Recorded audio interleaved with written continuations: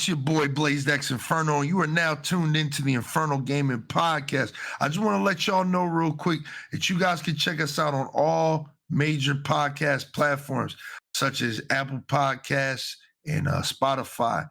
Make sure, if you watch us on those two platforms, that you rate the show 5 stars. You can also watch us on YouTube, though, over at my YouTube channel. Just make sure you guys, in the search bar, go over there, type in Infernal Gaming Podcast. It should show right up, man. Make sure you check us out. Links down below, all that good stuff. Enjoy the show. Love y'all. Let's talk about this, man. Let's talk about how you lost that 1v1 just now, man. Oh, you really deleted the test recording so you could just come back at me with that shit. Bro literally went 3-0 and lost every single Halo 1v1, all right? Nah, trash. man, you got clipped, too. You got clipped, all right? You were like, this is going to be the great winning match. And throws a fusion coil. Like, block it with my fusion coil and I no-scope you. Ah, man. Not gonna lie, but no. Bro cooked, man. Bro cooked. Bro, this PlayStation, Sony really just the Apple of gaming right now. Yeah, let's get into it, man. Let's get into it, because this podcast, we're going to pretty much be talking about Sony the whole time. Yeah, I mean, we're going to be kind of grinding them up, because they've been making some poor decisions, man. A lot of poor decisions, all right? Real shit. We got the Bungie stuff we got to talk about from the last podcast, which we're going to cover here, because we're supposed to talk about on the last one. Yeah, I totally forgot about that. We got RP to Concord. I mean, literally the day I think we dropped the last podcast where we talked about Concord is when they announced that it was closing Concord, man. Yeah, that shit was hilarious. So let's slide to that conversation real quick, because I think it's an easy conversation. Plus, I think we gotta do some reviews, man. We both played a new game. So I played Concord. So let's get into it, man. Concord's gone, so I can't give you I said I was gonna wait until I get like 20, 30 hours in that shit. I think I only got like 12 hours into that game before they got rid of it. And look, I'm gonna just keep it real with y'all. It's like a 4 out of 10, dog. It's not that bad, man. I will go as far to say like maybe it's 5, like mid. I would call it mid. No, that shit was mid. Yeah, no. Yeah, I'll call it like a 5. So maybe I'll give it a 5 out of 10. I think I will give it a 5 out of 10. I think like there's too many factors involving. Well, we've probably talked about this before, but it's pretty much like character design. Nobody liked it. Yeah, man. Gameplay has been done before. I mean, there was no real uniqueness to the gameplay besides maybe how the characters were had certain abilities. But other than that, there was no real they tried to do the whole narrative shit, and it's the narrative shit doesn't really draw people in. I don't understand. That's kind of cap. That's kind of cap. Though it's not, because it is though, man. No, it's not. Let me explain why real quick. Let me explain why I think so. Right. All right. I think a big part of Overwatch's popularity, right, when it came out, was that they did really well building the characters and the story and the lore. There's literally people who are invested into Overwatch strictly because of the lore. No bullshit. Overwatch was one of the first of its kind hero shooters in a sense. You got Team Fortress 2 and all that shit, but I think this is, that was the first time it was taken to a different level. You know what I mean? Yeah. I think people do care about that shit. I just think the problem with Concord, from somebody who played it, I think the biggest issue Concord suffers from is that the characters are just not interesting, man. It's literally the biggest issue that I have with the game, and I know Twitter has an issue with, and literally everybody's just, the characters aren't interesting. The lore shit works if you have interesting characters. Again, Overwatch has Tracer and Winston, and so on that note, right? When the Overwatch launched, it had 2 trailers, right? Story trailers. There's the one where they break in and Yeah. steal the Doomfist gauntlet, and then I think Yeah. there's the Widowmaker one where she The assassinates the Widowmaker one. Omnitrix. Yep. Yeah. Yeah. So both of those cinematics got you invested. Now I was like, what's the story going to be about? And when I played the game, there was no story really. Yeah. It was all background yeah. lore. So it was kind of a bait and switch, but the gameplay was good, and most of the characters would have dialogues with each other, which is kind of like piecing the story together. Everyone was making theory videos and shit about that. And it's like it worked because it was the first of its kind. If you try to do that again this time around, it's a lot harder to establish a new IP with characters that are going to draw people in, especially if the design is terrible, if the characters are boring, if the narrative itself is boring. Like, you know what I mean? Like, I don't even know what they were trying to like do. Like, I didn't know what the point of what they were doing in that first trailer where they tried to show off all the characters' quirkiness and shit. Like, I was like, why are they all on the ship together? Oh, all right. Like in Overwatch, when they threw out that first cinematic, I was like, oh, superheroes. Like, straight up superheroes. We got a team that's like trying to like stop the bad guys.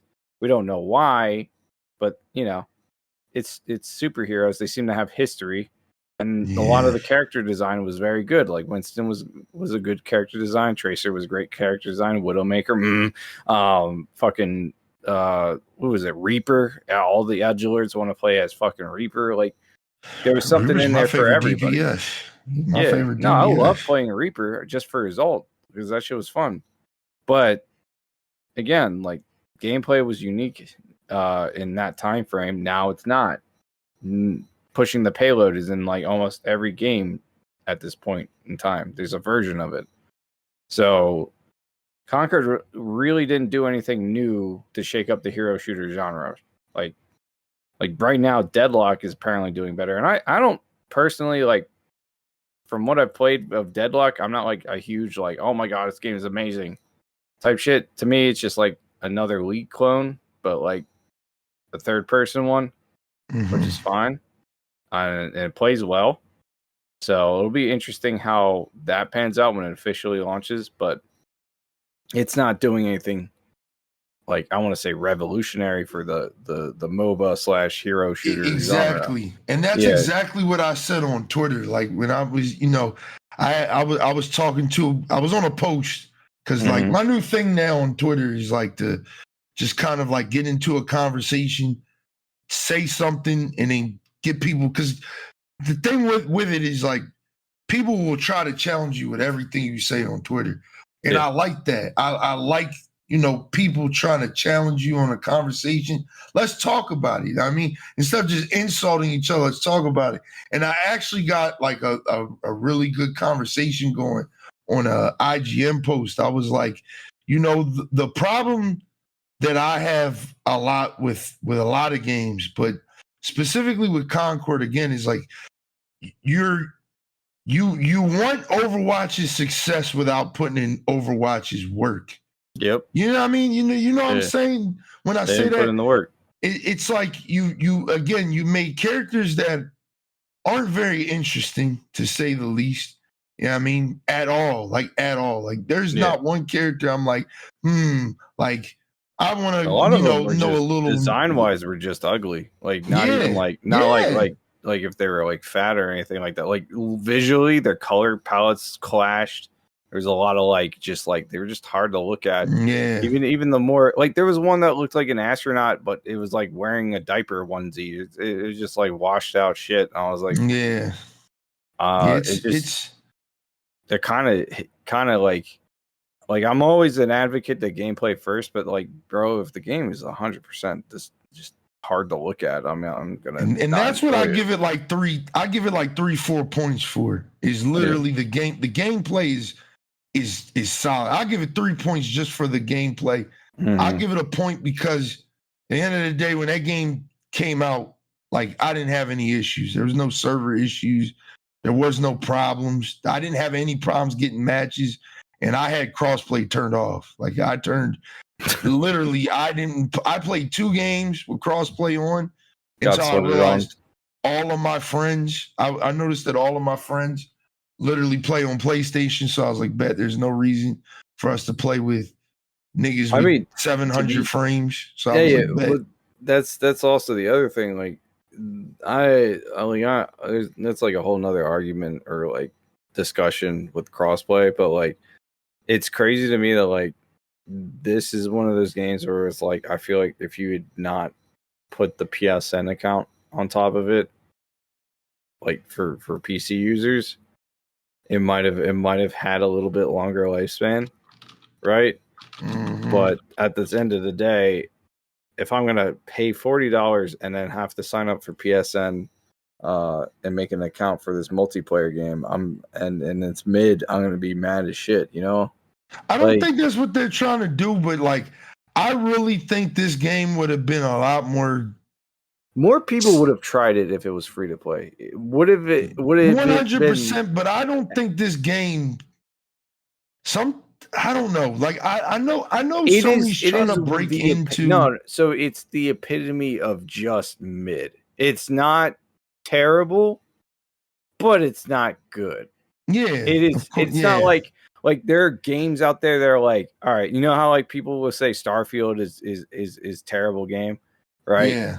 But I honestly look at Starfield, I'm like, it's average, right? It's not it's a little bit above average in my eyes. I don't think it's like the best game Bethesda's ever put out, but I think it's decent enough to where I'll play through it. But like this is like fucking like in a twilight zone of mid. Like it's like the character designs are mid, gameplay is mid, the fucking storyline is mid because you don't know what's going on really. Like you have no draw to the characters. And then there's also the hardcore ranked mode is also mid because it locks you out of playing characters that you actually enjoy. So I understand that it's like if it's like, oh, I'm a so and so main. You know how there people are like, I'm a Tracer main, I'm a Winston main, right? And you know it's one of those games that involves counter picking, but it's like, oh well, this game mode locks you out of it, so you're forced to play something else. I don't want to play something else. Yeah. I want to be the zippy zappy guy. Like it's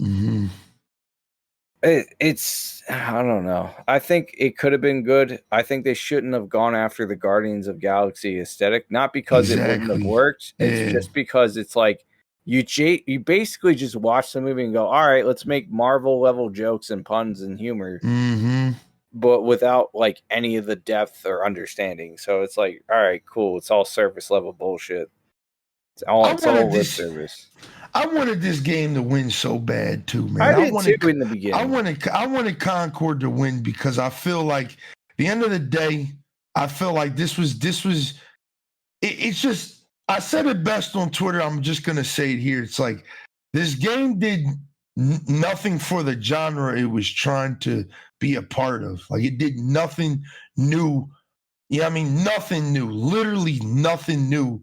And the genre was trying to break into, other than have, in my honest opinion, better gameplay than Overwatch or those other hero shooters, Paladins, all that shit. That's the thing, though. Like I've seen the gameplay; it just doesn't look like it's any better or worse than the other games. It's just a little slower. It's just a little slower. But honest to God, man, like the shooting and all that stuff felt really. The shooting looked good. Like it looked Destiny levels of good, but I think that was the problem. They focused on just the gunplay, but not their movement. Yeah, like, you know what I mean. Yeah. There's some characters that all about the movement that I saw that could like dodge or fly and shit. But it's like in general, there should just be like a base movement line. Like all the Overwatch characters move kind of slow, depending on what you're playing as, but they all have some sort of weird movement option. You know what I mean? Like they're able to like, you know, dash or like slide or something like that. Like Soldier 76 is the Call of Duty character. You can sprint and run around like a Call of Duty player. Tracer can dash and recall and stuff. Winston's got a jump. Pharah can fly. Fucking Moira has a teleport. Like literally almost all of the Overwatch characters have some sort of mobility shit they can do. And it's like, I feel like only like a handful of characters in that game had it. And even when they had it, it probably wasn't that great. It's like The crazy thing about this game is we could literally talk all the podcast about it, and I kind of don't want to. It's one of those things where it's just like they fucked up, they retracted. I'm kind of excited to see because the way they worded it when they took the game offline, I should find that right now, the statement. No, it sounded like Concord. they were going to come back with it. Yeah, like it seems like they're taking it offline. They refunded everybody. I literally got my refund like that Friday. Like I had that shit that same day and went and bought the next game that we're going to talk about in a second here. But they shut it down. And it seems like what they're going to do is they've been listening to the feedback. They're like, look, we're going to come back and hopefully make this game free to play. Because I think that was the direction the game should have went in. Just went free to play. Honestly, after the beta, right? I like the pre-orders and shit. Like after the beta, I would have been like, all right, let's refund everybody their money and just make this bitch free to play. Right? Like should like you had so overwhelmingly negative reviews and like a handful of positive ones. I would have seen that and been like, yeah, we should probably just make this free to play and just up our prices for cosmetics and shit. And then maybe you would have had like a nice little chunk of the player base that actually wants to play this game, right? Both on both platforms. But instead, it was like, nah, $40, bro. Come in here. You know what $40 gets you? It gets you Helldivers, bro. Even Helldivers was like way better than this at launch. There's also the fact that a lot of people were, the word of mouth, because like, I don't know if I agree with that statement fully, but you know what I mean? No, all right. Bro, suck my dick. Helldivers now, man? How's Helldivers doing now, man? Oh, we got the new patches. Everything's great, and new robots coming out on Thursday. Ain't nobody playing that shit no more, man. Yeah, dude. We have 50K people in there this morning. What are you talking about? Ain't nobody playing that shit, bro. People play Helldivers. I don't know why people want to hate. Helldivers was good. We could have a whole podcast about how Helldivers sold Game of the Year. They literally sold. They literally sold, bro. They did sell. I'm not gonna lie. That shit was like, bro, why are you nerfing? Everyone's like, yo, stop nerfing this PvE game, dog. Like, chill. I just feel like they just took too long. Like I have a friend who plays the game like religiously, and I was like, yo, did they come out with the third faction yet? He was just like, no. Like, okay, that shit's staying deleted. That's crazy. The thing is, though, bro, I think the problem is that like people want new content so fucking fast. You know what I mean? We live in a fast food world now, man. People's attention span. We talk about it on the podcast all the time. People's attention span is fucked, man. It's fucked. But that's why fucking Fortnite and fucking Call of Duty succeed, because they just shit out content, whether it's good or not. But that's not just it, man. That's not it. Shit it out. That's actually not it. You know why? And we had to talk about this on the stream one night, on a Friday. I was like, you know why Call of Duty will always be successful? Like, just talking about Call of Duty. I really can't speak on Fortnite too much, but just speaking on Call of Duty, I play that shit all the time. It's because Call of Duty is a game that you do not have to commit to. You don't have to commit to it. You literally do not have to commit to Call of Duty. You don't. You do not. You can play 2 hours a week, 3 hours a week, less than that. I mean, you could play fucking 30 minutes a day if you wanted to. It doesn't feel like a commitment. Like when I play a lot of these games nowadays, I'm sorry. It feels like, fuck, I gotta lock in, nigga. Like there's shit to do, man. Like No, dude. No. First of all, it feels like a commitment because it takes up half my goddamn hard drive. Second of all, you gotta unlock. You got shit to do in Call of Duty. You gotta unlock half the fucking gun. But listen. As somebody who's got almost 2,000 hours in this motherfucking these last two Call of Duties combined, right? I can honestly tell you, when I get on duty, those challenges, a lot of times, depending on what they are, at least some of these challenges, they're getting kind of ridiculous. With I ain't gonna lie, they're getting kind of stupid. Some of these fucking challenges. But oh my god, dude! For most of the part, it just feels like You just get on, fuck around for a little bit, you get the fuck off. Like I literally like sometimes a lot of the time just kind of turn my brain off to a lot of the I gotta unlock this or I gotta work on that, or I gotta work on this. You know what I mean? Like it's just me just all right, what are we loading into? We playing small maps, we playing search, we playing demolition. What are we playing? What are the game modes? You mean All right, you're just playing the game like a normal person? Yeah. Yeah, I feel like there's a a bunch problem of with a games lot of like these that. games.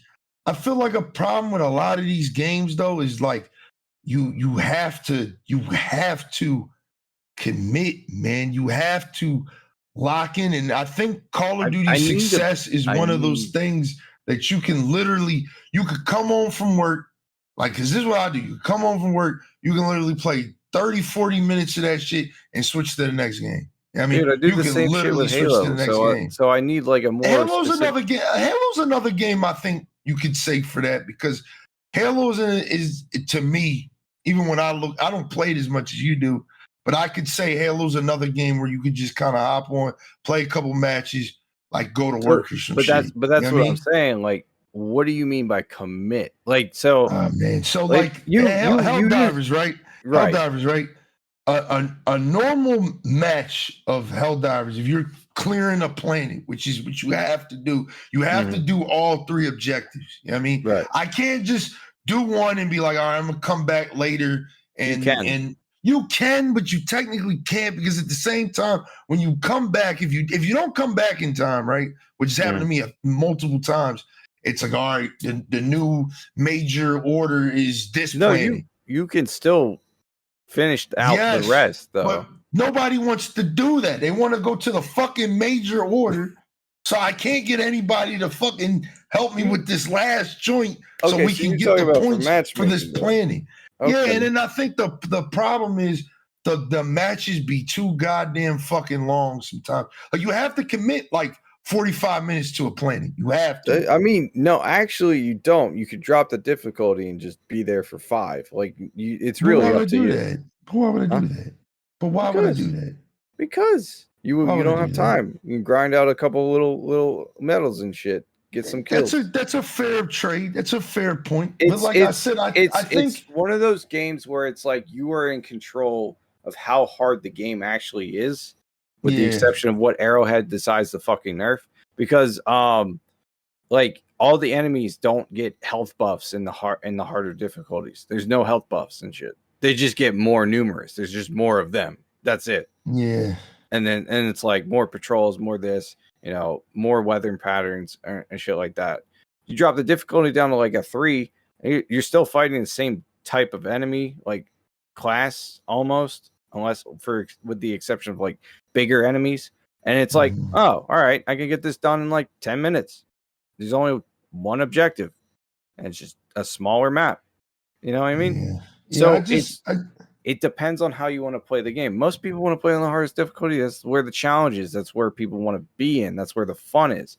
But it's like, if I just want to just casually just play Helldivers, I'd drop it down to like 5 or 6. I think shoot some bugs and keep it pushing. Like Call of Duty's success will literally always be. Call of Duty's success is because they don't stop releasing content. And I want you to understand, you've had a new Call of Duty, whether it be a Modern Warfare core expansion or a Vanguard type expansion or a Black Ops type expansion, for consistently every fucking year. Whether it's and I know every single studio, they have fucking 3 to 4 studios committed to Call of Duty alone, that IP. You have a content farm. It is not, I'm not going to sit here and go, oh, it's because it's casual friendly. It is casual friendly, but it's also because it's nonstop content. You're coming back. That's why Fortnite is successful too. Even if you're not coming back for the content, bro. Listen. Fortnite's also successful because they're releasing some new shit every fucking few months, bro. And shit, in the beginning, they were releasing a new goddamn item every 2 weeks. Like they were going crazy. So like, it's not that I don't think like other games. It's actually it is that other games are pacing out their content to where they'll be able to appease their core audience. But to the casuals that are going like, well, I've done everything I feel like, and there's nothing new for me to do. I guess I'll come back later, or fuck, this game's dead. I'm uninstalling. There's people who want those constant are the content. people that get on my fucking nerves because I like how I am with Call of Duty. I always loved my relationship with Call of Duty. Like the first couple weeks of the game, the new season, I'm like grinding. I'm getting all my shit. I'm getting the new guns leveled up. I'm getting everything done. I'm leveling up my battle pass, but just playing all the time because that's what we doing. We playing all the time. We indulging ourselves in new content. And then I get to a point like around the mid-season where I'm like done. I've finished my battle pass. I finished everything. And now I'm like, bet I can dive into other games. I can play this like kind of way less, even though I never do. I just play. You just jump back on the duty. Yeah, I know. Yeah. It's just like I'm trying to tell you because there's nothing. I'm not telling you to justify your love for Call of Duty. It's the same shit with me and Halo. I'll always come back to Halo. I'm not justifying it. We've literally talked about this on a podcast like a week ago. Probably. Call of Duty's success is literally because it is a game that you can just hop the fuck on and play and turn your brain off most of the time. If I don't want to sweat, I hop right in a small map mosh pit. I play nothing but Rush, Shipment, Das House, and fucking Ass House. I call it Ass House. It's called Stash House, but that map is fucking ass. You know what I mean? I play that. I get some cool clips. I fuck around, and I get the fuck up. With that being said, though, the new Call of Duty's Omni movement, right? Mm-hmm. That's an invitation to sweating your ass off. That's going to be your new normal. We're going to talk. We can pivot to that, but we didn't finish the Concord conversation. We can pivot to that because I agree, but I slightly disagree, man. Right.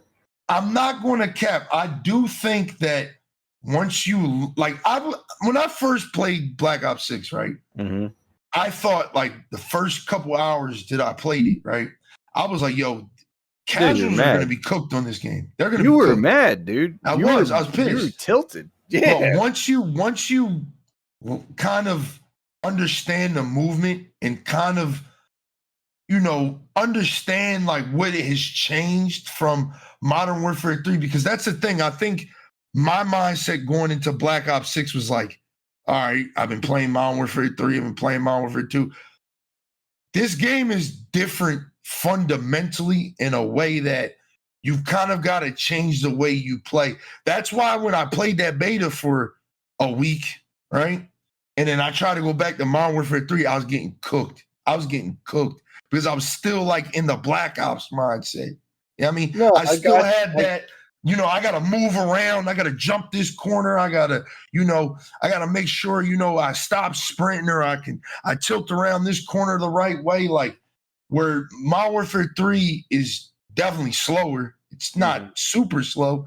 It's a decent pace, but you have to kind of slow down and understand that the movement isn't as dense or complex. You know what I mean? You're back to the old style of Call of Duty. So it's like, I think once casuals learn and understand that, they'll be fine. I honestly, truly understand that. I think the ELO is going to be a little harder than it was in Modern Warfare 3. And I think Warzone is going to be Warzone's going to be fucking it's a mess. It's a mess. Cool. Yeah, it's Shout out my boy Drip, but me and Drip talked about, we got to get him on the podcast one time, but me and Drip talked about it. Warzone's going to be cooked with the new movement. I just know it's going to be bad. But multiplayer, I think, is going to be okay. Like, once you learn the new mechanics and you kind of just take it all in, it honestly feels better than Modern Warfare 3. And you'll get used to it really fast. But going back to what we was talking about, I think Call of Duty versus all these other games that keep coming out, like, it's the same thing I tell people with Apex, right? My biggest problem with Apex that I tell people that still play it, which this season's all right. I played a little bit of it because people always bother me. Oh, you should get on with me. You should get on. So I play with my boys because they my guys, man. So I play a little bit of Apex here and there. I've streamed it a little bit over Twitch.tv/BLAZEDxENFERNO. Shameless plug. You know what I mean? But Bro, it's your podcast. I think that a lot of these games, specifically Apex, starves its community of real content. You know what I mean? And that's always been my problem with Apex. It's like we wait so long for a new gun or a new change to the meta or a new map. It's like they starve you.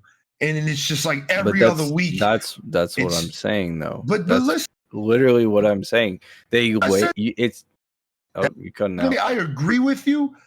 Mhm. But at the same time, that's why I wanted to say this. At the same time, I feel like that's why Call of Duty will always be successful, because it feeds you. It's just like you said, it feeds you content, but it's not a game that, like, we both played Siege, right? I think Rainbow Six Siege is kind of grindy to get the new content. If you're just trying to play from I'm not trying to buy the battle pass or I'm not trying to buy the new characters type of mindset. I haven't played Siege since like a year or two ago. Like, me neither. But the last time I played it, that's what it felt like. I mean, that's what it felt like. Same thing with Apex. I feel like, again, Apex, they literally starved their community of real content, where it's like in Call of Duty, it's like you log in every week. Like you said, there's something new every time you get on. So it's like you have a new piece of content, whether it's a new aftermarket part that just dropped, which I think was a really good thing that they implemented into the Modern Warfare 3. Like that aftermarket part shit was cool. Like it was old guns receiving new parts that literally changed the entire gun and the dynamic of it. So it was like cool. Like you turned the Moors into like a blunderbuss. Like that was dope. I mean, they did enough to where it's like every week you get on and there's something new to kind of fuck around with. And then you get the fuck off. And I think that was, again, I think that's what Call of Duty's always going to have, no matter Warzone, and it's on the show notes too. Warzone cooked Call of Duty. I've been saying it. Warzone has literally dumbed Call of Duty down. But at the same time, Warzone was kind of like this weird thing that kept Call of Duty moving in the right direction. I don't know how to describe it, but I feel like Warzone just takes up like 70% of what Call of Duty is. And it's like multiplayer is like 20. No, it's like, you know how it's like you play the campaign like once and then you jump into multiplayer. And this is like Warzone is just the multiplayer, but like on crack. And you have a big ass map, and a lot of people like battle royale game modes. I'm not gonna lie, I like me some battle royale from time to time, but like that, the high stakes of it is probably why people like it, because in multiplayer you just turn your brain off. In Warzone, you have to kind of be careful. You get one life, really, and if you go down, unless you got a self revive or somebody can buy you back and get the gulag or some shit, like. That's kind of why people kind of like why that took over, why Warzone is basically taking over Call of Duty. I bet you if Black Ops 6 didn't have Warzone, the game would probably it'd be successful, but it wouldn't be as successful as it would with it. You know what I mean? So like, I don't know, man. I would have to see, because I think now what the Call of Duty community wants most is they want multiplayer. And we saw that with Modern Warfare 3, was that we want more focus on multiplayer. We don't want multiplayer to be this thing that we use to grind our guns up so we can take them to Warzone. Like that's what it's been since Warzone dropped. When Warzone dropped in 2020, buying Call of Duty was literally just an easier way to level your guns up so you can go into Warzone. That's all it was, man. From Cold War, Vanguard, Modern Warfare 2, and I think with Modern Warfare 3, they put a lot more emphasis into the multiplayer. They put a lot more emphasis in the multiplayer because we've gotten a lot more maps, a lot more game modes, a lot more just variety within the multiplayer package, to where it's like I could tell somebody, yo, you should, next time Modern Warfare 3 is on sale, you should cop that type shit. I couldn't really recommend Modern Warfare 2 because at the end of the day, it was like you could play DMZ and Warzone for free. You know what I mean? You could play those for free, and majority of us were just playing multiplayer to level our guns up to go right into Warzone. You know what I mean? I think Warzone ruined Call of Duty in that aspect because, again, it just dumbed down the multiplayer to this quick grind to get your guns maxed out so you can go into Warzone and shit on people. But I think they put the emphasis back, and you felt it even in that beta. You felt that they're really trying to revitalize and put Call of Duty back to where it was. Yeah, I'm curious, just kind of like a side note, but like curious if the hostage taking is going to come over to Warzone for Call of Duty, because if so, it'll be kind of funny. I'm not It gonna will lie. be. I just think that that movement's gonna be vicious, man. And it's like you could tell, like they're not really focusing. Like apparently Verdansk is coming back next year, which was the first Warzone map we got, which was big as shit. All right. So you know like, I mean, I feel like they're too. I don't know. It seems like they're like occasionally they're too afraid to do anything new, but then they do something new, and it's like, I just want to see what changes from the beta to the launch. We'll that's probably how talk about I feel it. too. I feel like they're going to get rid of the I feel hostage too. taking though, and I'm sad about that because that was. I really don't think funny. so. I don't think I feel so. like they are. They're going to I at least get don't rid think of so. the mic to mic. I don't think so, conversation. man. I don't think so.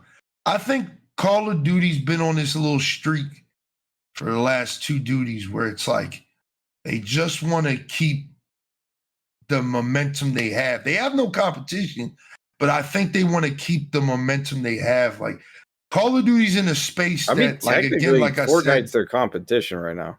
It is because Call of Duty, I was just about to literally say that.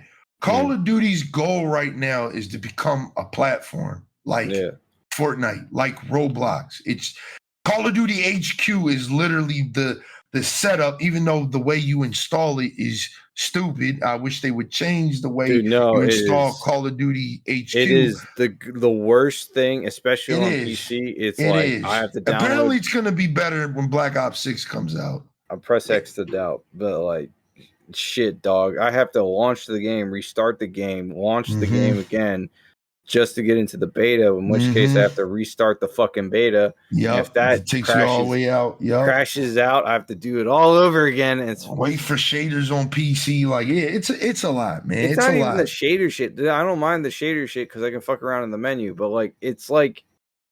The just I have to launch a game and then it always needs a fucking restart, and I'm like, why does it always need a restart? Like, what fucking minor patch update did you guys do? Like, the fuck, like, it's so annoying. They got to get better with that shit, but it seems like what Call of Duty's trying to do is make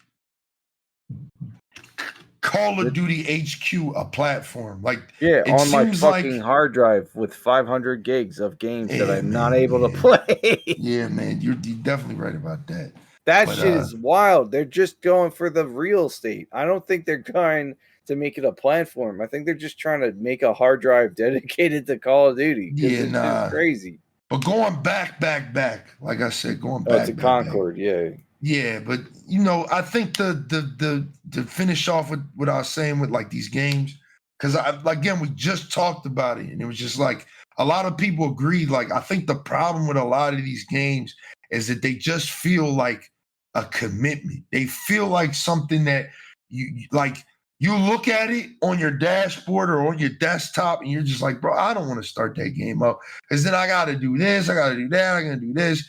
I think Call of Duty's saving grace, and you can say it for a lot of games, Halo, Fortnite, is that, again, you can just hop on, play a little bit, get the fuck out of there, man. Like, but to go back to Concord, hopefully they work on this game. They redesign everything.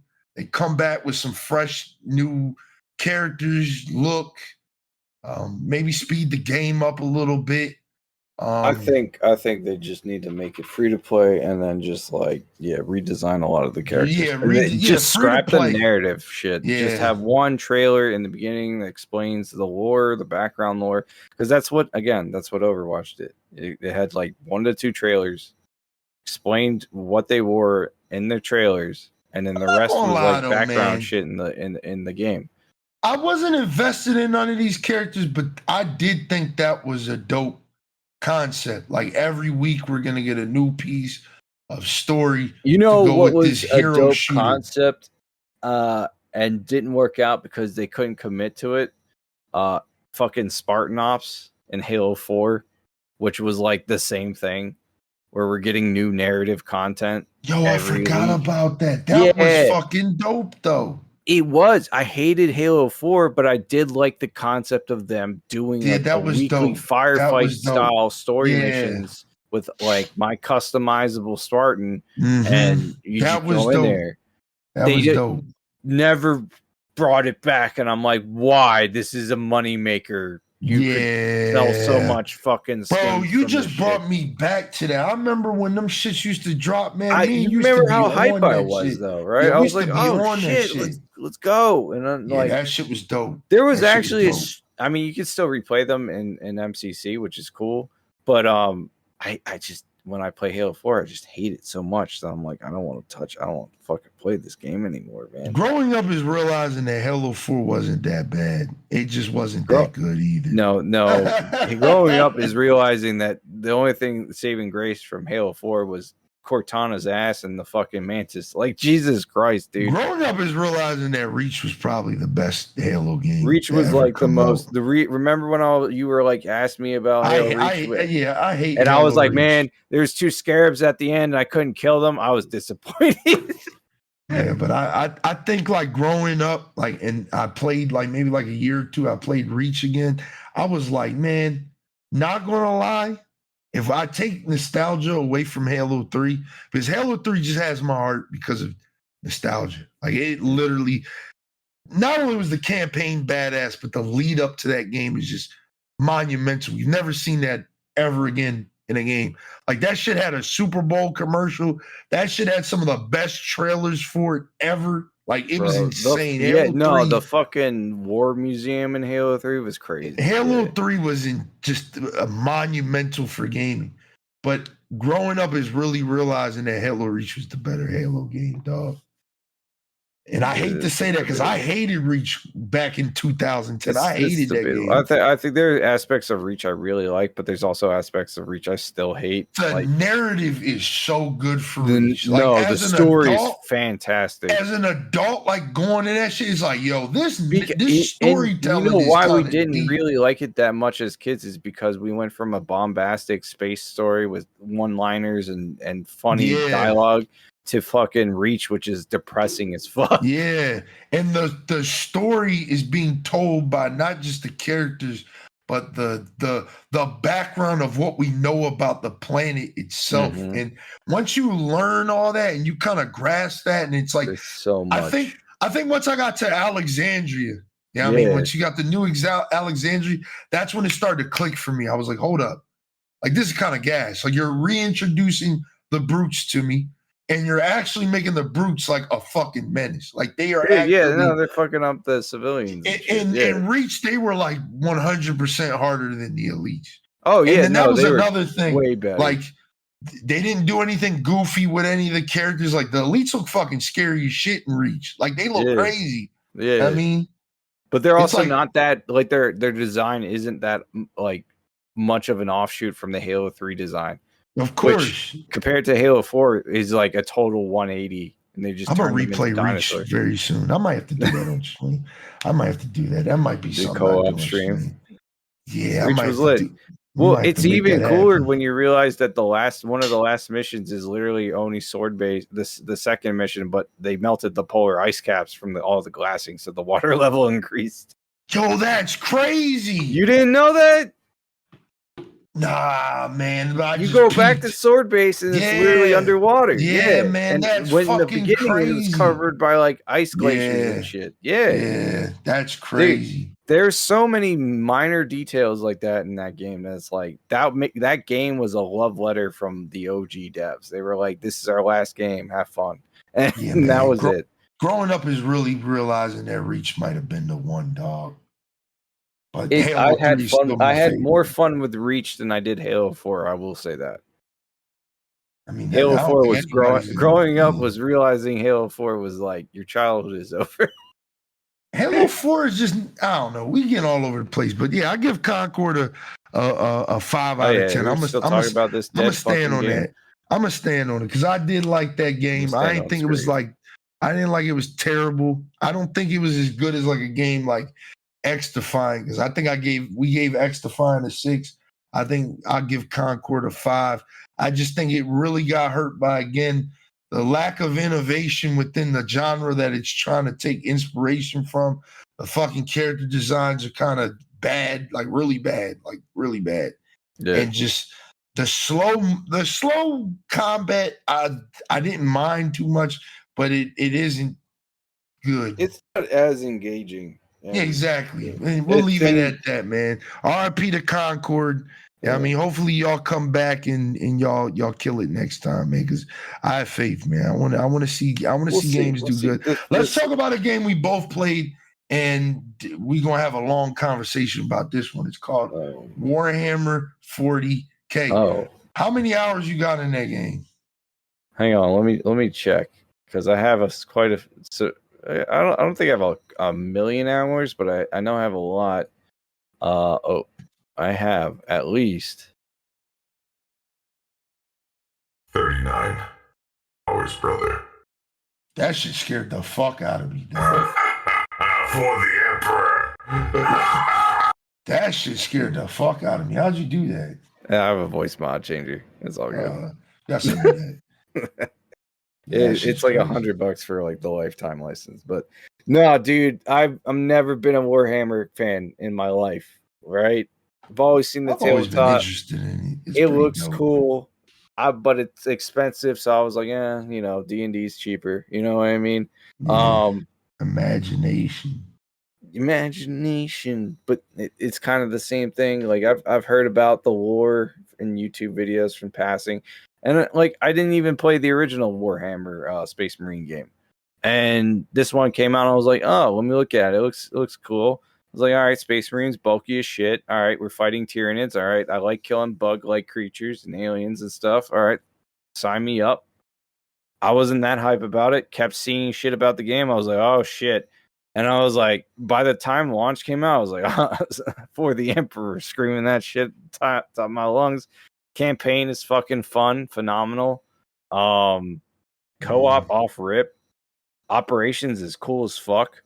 I think I'm sad that there's only 6, but at the same time, like I get it. This fucking game is kind of huge in a sense when you see how much shit goes on during the some of the swarms engagements that you get into, and like PvP is kind of It's okay.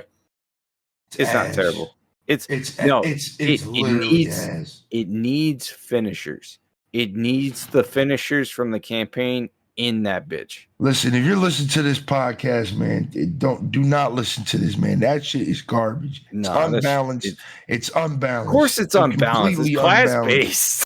It's ass, dog. That shit is dog. I don't know. I think I have a lot of fun flying from above as the assault class and just ground pounding people. That shit's fun. That shit's ass, dog.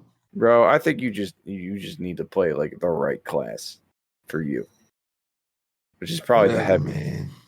Because you want to sit in the back. That shit's ass. But it's not a bad thing because I didn't come to this game for the PvP, so I don't mind. For the PvE. Right? Yeah, I don't mind writing that shit off. Like that's kind of like what I felt like with like it's back to that era of gaming where it was like Dead Space 2 had multiplayer, and it was like, why does this single player horror game have multiplayer? But at the same time, you played it, it was like, oh, it's all right. It's not terrible, but it's not crazy, like awesome. It's just that shit a 2-pack of ass. No, you just saying that because you wanted Gears of War style. Nah, dog. I really didn't care about the PvP. I really don't care about it. Like I really wanted the operations in the story. Some dudes, I've seen some comments saying, "Oh, when are we gonna get esports for this?" I was like, "Who the fuck?" Insane. To me, the take is like, bro, this is like early 2000s PvP. This is just the normies are killing me with this game. They're killing me with this game. The what? The normies, they're killing me with this game. Oh my god, dude! Like all the Twitter, it's game of the year. I'm like, bro, like it's really good. I don't think it's game of the year. It's really good. I really lose my mind. No. It's all right. Listen. Helldivers was game of the year for me until they fucked that shit up. Fucking Space Marine 2 to me is definitely going to be my top 5 for this year, but it's not like the story didn't stand out to the point where I'm like, oh my god, I'm crying, and it's like, you know, great. It was like really good. It's pretty simple, it's straightforward, and I like that. And the operations is a nice touch, and I want more of that. But I think where it's lacking is that probably because it doesn't have that horde mode yet. But I think that's just all it's lacking is just like there's content. You can replay the operations a lot. You can replay the campaign on harder difficulties for like challenges or just run it through with friends just to have fun. But when it comes to just like overall content, I think that it just needs a little bit more, and it would have been a nomination at the very least. But in terms of like probably what's come out this year, I don't think it's going to sit here and I don't think it's going to actually like nab a game of the year nomination. But I think it should be like considered like one of the better sci-fi games that's came out this year. And the explosion of positivity from it is great. I love it. It's fun to role play as these guys. I know some people are like, oh, like I don't know. I've seen some clips about people shaming about the Warhammer 40K universe or some stupid shit. Like they're trying to like inject bullshit, political shit into it. Honestly, bro, this game is like the universe is everyone kind of sucks. Just pick a side. So we're just happy to be playing from the Space Marine perspective, and it kind of opened my eyes to all the fucking actual Warhammer 40K games that are on Steam right now. I got the original one. I plan on playing that at some point, like at least the campaign. But there's also a bunch of other ones that looked interesting to me, so I'm going to check those out. There's even like a boomer shooter, like a Doom, classic Doom style shooter called Bolt Gun, and I was like, that looked fucking cool. So this is probably how I'm going to get myself into this universe. And now I'm not going to go buy some fucking tabletop figurines. I don't have the patience to pay them. Paint them. Play Rogue Trader. I've heard good things about that game. There's also one that I have, but I never played. It's like, it's something hired gun. And I didn't realize that was part of the Warhammer 40K universe. Oh, shit. Like Vermintide is part of that. I played that. But I played Vermintide too. Again, I'm like, oh, I didn't realize this is part of this universe. You know what I mean? Like, there's a bunch of these games that are just like interconnected and you just don't realize it. So like, I think I'm going to probably even check out Dark Tide. That might be a game I like, I'll be able to get my little fix from. But as far as like the gameplay of this game, it's great. The finishers are satisfying. The enemies are fun to fight. When you pump it up to hard, it is hard. Yeah. And I think that's the good thing about this game. Hell it's like normal is hard. Like minimal threat is like decent challenge. Normal is fucking hard. Veteran is like, bro, I'm bleeding, brother. Save me, brother. And I haven't even gotten on the hardest difficulty at all. I also think the people that are bitching about how short the campaign was, saying that it's only 6 hours. It took me 9 hours to complete on normal. If you take an hour off for just me fucking around on stream and shit, I want to say it's at least like an 8-7 hour long game. I think campaign wise is fucking phenomenal. It's just every single mission was great. I like the fact that operations tied into the campaign. And we got to kind of see the other side of things for their perspective in the operations. And I just want more. I think this is a game that I just want more of. Is all I can say. So 9 out of 10, great fucking game. Totally worth the $70 or $60, whatever you got to pay for it. What do you think? Okay. I agree with you on a lot of things. I'm glad that you see that this game is not people are kind of glazing this game, and it lets me know that like I'm actually a real gamer. Like no bullshit. Like the glazing this game makes me realize like I do play games though, and I have a very fierce background of games because the one thing I will say about Warhammer, and it's not against it, but it is a familiar game. It is a game that I feel like in the Xbox 360 era, I've played 1,000 times. I'm not just talking about Gears. There's a lot of games that feel just like this. I mean, no, it's got a story mode, it's got multiplayer and PvE content. Yeah, it feels really, good in that regards. I'm glad you brought up difficulty because that was one thing me and Foxy, shout out my boy Foxy, we're really happy about. Like, I'm really happy with the difficulty of this game because difficulty is one of those things in video games that are kind of just always like done wrong. It's like they either just make the enemy super hard to kill and make you easier to kill, or they make 1,000 of the enemies and then, make them just overwhelm you to the point where you just get fucked. Well, I think with the difficulty in this, it's like it's very consistent and it's completely skill based, like literally skill based. Like if you can't parry or you can't, navigate with your team the right way, like you're gonna get fucked. And I really like that about this game. Like I really like the teamwork of like when we get to a point where we find some ammo or a med thing. It's like we gotta say, yo, who doesn't have one? Who doesn't have one? All right, you take that. Like I like the synergy of working with my squad. Fuck what this nigga said about PvP. That shit is straight dog shit. There's nothing that can save that joint. I think it could be better if it just had the finishers.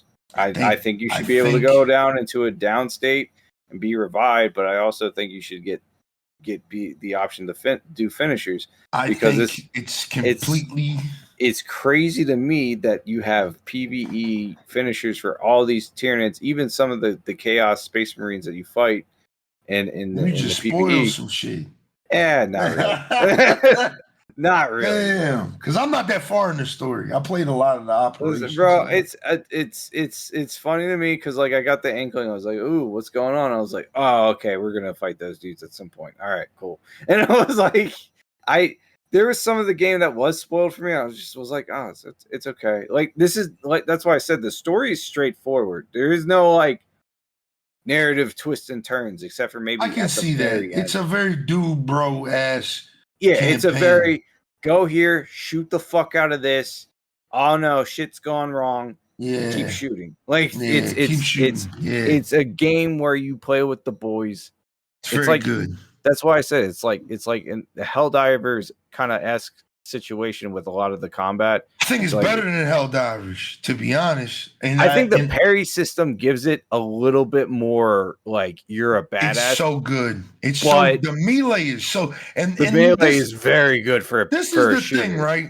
I went into this game kind of like not writing it off, but it was one of those games where I was like, yo, I'm gonna get it later because it's in a weird spot, right? It's Throne and Liberty comes out like next week. We planning on going crazy on that. Then in like 2 weeks from that, we have fucking Dragon Ball Z Sparking Zero, which is just pre-ordered. It's Call of Duty. It's Call of Duty. The game was cooked to me. After Call of Duty comes out, like that shit's dropped. That's why I'm trying to put my time into games like, well, Outlaws is my offline story game. So I'm just playing that like as I do. But Warhammer was one of those games I was planning on like playing real heavy on stream and shit, but at a later time. But I'm happy I picked it up now. And like I said, it is a great co-op game. Like it is a phenomenal co-op game. Like I want to say with the comparison to Helldivers, it's like this game is like you are the badass. Helldivers is like you're the guardsman in Warhammer. Like you're just like trying to survive. And I think having those two separate perspectives but same style of gameplay is fucking great. Yeah, Because hell now you yeah. can be like, because I was like, oh man, it's awesome playing Space Marine, but I kind of want to play as a guardsman. And then I'm like, you know what? I have a game like that. It's Helldivers. It's Helldivers, yeah. You struggle for a bit. But So, but Warhammer's gas, man. There's a lot of different weapons, variety of melee weapons. Like we both agreed on, the melee is so good. Bulwark Man. is my favorite fucking so class, good, man. and I love to it like so much. Just hit a motherfucking ground pound and then shoot a dude in the face. And Bro, the power hammer, I don't think you've gotten that yet. Nah. So satisfying to just cave people's faces. Yeah, if the game feels really good, but like I said, I just want to slow some people down. Like I like the roadmap. I looked at the roadmap the other day and I said, "Yo, this game has a lot of potential to be a game that we're going to be playing for the long haul." And I'm glad about that. I'm very glad about that because again, Helldivers was a game, and to the detriment of this game, to a certain extent, I won't say too much with Warhammer, a lot with Helldivers, is that once you play about 2 or 3 hours of it, you've kind of played the whole game. You have kind of played the whole game. Like you know the gist of what you're gonna be doing for the X amount of hours that you play. And for me, at first, I didn't mind that with Helldivers until it was like, oh, this is all I'm doing. Is fighting these bugs or going to fight these robots. You know what I mean? But again, I think it's the way the game carries itself with Warhammer that it's not as bad as it is with Helldivers. Like, I think it's because you get that kind of power fantasy with I like feeling weighted. Like I like that. Like I like just literally just walking through the jungle or walking through whatever environment I'm in, and I'm in this big bulky ass suit holding my chainsaw sword just on some menacing shit, walking to the next area, getting ready to kill some people. I think with Helldivers is one of those things where it's like you literally do the same thing over and over, but it's and over and over again to the point where it's like nothing changes. It's the thing that you pointed out that is probably what's going to kill Warhammer for you is that the operations is like the meat right now. The operations don't change. They don't, but like I said too, it's the thing that I think that Warhammer does better than Helldivers is at least like, again, the combat is a lot more interactive. Like, let me say it like this, right? It's satisfying. Once you get attacked by a horde in Helldivers and you see that Bow Titan and you've seen it 4 fucking times happen to you, you know what to expect. You literally know what to expect. Like, you know, okay, boys, it's time to pull out this stratagem and do this and do that. It's a pain in the ass still. It's still challenging, but at the same time, nothing changes. It is literally like me playing Metal Gear Solid 3. It's like I'm going to play it the same way every time. Every time I see that Bow Titan, we going at it the same way we did the last one or the one before that. I think with Warhammer, it's like, again, like you get into these fights where, again, like you got the guys that are coming at you with melee and you got a parry and you got these little dudes swarming up on you. So you got to swing and shoot them or hit them with your shit. And then you got to parry this dude off. It's like the combat dynamic is a lot different. Yeah, compared to just shoot this, shoot that, blow this up, drop this bomb, do that. I think it works with Warhammer to be a thing that you just do over and over and over and over again. I want to say but I also want to see how you feel in like 2 months' time when you're pick it up again. We'll definitely be talking about it because I might stay with Warhammer because I'm listen. I was like torn. I was like, yo, do I play Helldivers? Do I play Warhammer? I dedicated a whole weekend to Warhammer. No, because I'm gonna play Helldivers regardless. I enjoy the game, but it's like I'm gonna switch off between Space Marine and Helldivers bi-weekly now because I was like, between the two, they're basically kind of similar, but it's like just a slightly different vibe. So I just was like, fuck it, I might as well just swap it off. I mean, I was also considering just throwing Starship Troopers Extermination in there, but that shit is so fucking unstable right now. I can't even run that shit. Man. I like Warhammer a lot. We just man. need more again, games like this. That's all I'm saying. We do, and what I agree with is we need more games like this. We need games that aren't these big AAA monsters. Sometimes we need a game that's a AA game, and that's what this feels like. That's what Warhammer feels like. It doesn't feel like this huge, expansive game that it's like. This feels like, and Focus Home Interactive is good for this because I played a lot of their games. I mean, they're just good at making just base level fun games. You jump in, you play it for a couple months, and that's it. You know what I mean? And you enjoyed yourself. You know what I mean? Yeah. You enjoyed yourself because it already sounds like they're taking ideas for Space Marine 3. Hell yeah. Like they're gonna make like this is like a live service style game, but it's not like a long-term one. That's how I feel too. It feels great. And like I said, I really like this game. I love Helldivers too. Like, don't ever think I hate that game. I just think Helldivers. He hates that shit so much. I just think I think it got stale too fast, man. And it was like once it got stale, and I got to that point where it was just like, I kind of don't want to play this because I think a lot of things with Helldivers was straight up just the content that got leaked and everyone thinking that it was around the corner when in reality it was like a year out. Yeah. And I think that's the problem. It was like a combination of leaks, the fact that they're not feeding us massive content updates every fucking two seconds. You know what I mean? Like we thought we were gonna get invaded when the black hole came out of Meridian. I was like, the fuck, like bro, we're gonna they just keep nerfing shit. Now they've done the opposite, and everyone's coming back. So it's like I think for me too. Another big thing was it seems like once you hit level 25, like there's nothing really to go after besides ship modules and shit. And I understand that, but like I've never really focused on the progression really. Like you burned all your rec slips on the stratagems in like the first like 20 hours. It's not hard to get all the stratagems really. I think the hardest thing is to like get the ship modules, which help make the stratagems even better. But even then it's like, bro, the game just needs vehicles. It needs cities. It needs environments that are varied. It needs to have, and I know it'll break the Helldivers formula, but it needs to have like 3 fucking factions fighting each other at the same time, and you guys. It needs that shit. But that's something that seems to be a long-term plan for them.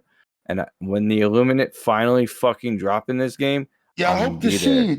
I'm gonna be there too. I'm gonna drag you ass with me. I'm gonna be there, and I'll be there screaming for democracy, for the Emperor. That shit's crazy. Yo, so what do you rate Warhammer? 40K? I already told you, 9 out of 10. That's good. Good. Helldivers was a 10 out of 10. The same thing. Helldivers was a 10 out of 10 on launch. It's now dropped to like an 8. We'll see what happens towards the end of the year. I'll keep it at a 9. I'll keep Helldivers at a 9. The 8 is there because of the dumb decisions that both the publisher made and Arrowhead has been making with these nerfs. Wait until I'll probably change it back to like a 9 or a 10. We'll see at the game of the year when we do the game of the year episode. We'll see. I'm doing this thing where I'm going to be flexible with game scores because I know how like we're not in the era of this is the game and now we enjoy the game for what it is anymore. It's like we're in the era of live service. The games are changing over time. So now the current state of the game kind of reflects what it is. And it sucks because it's like Helldivers at launch was awesome. Helldivers now is like, bro, like what the fuck? Why are we nerfing guns and shit? And it's like they're finally turning that around. So I can't wait to play it on Thursday to check out all of the changes in the new war bond and shit. But at the same time, it's like I kind of like the scores are like we have to like I saw IGN do this shit. They revisit Fortnite like every 5 years. It's weird. And they drop a new score. That's what I'm gonna do with I was gonna say that with what game was that? I was gonna do a review of Modern Warfare 3, and I was gonna do a review of What's another game? It's. I'll think about it later. But yeah, I'm gonna start doing that as well.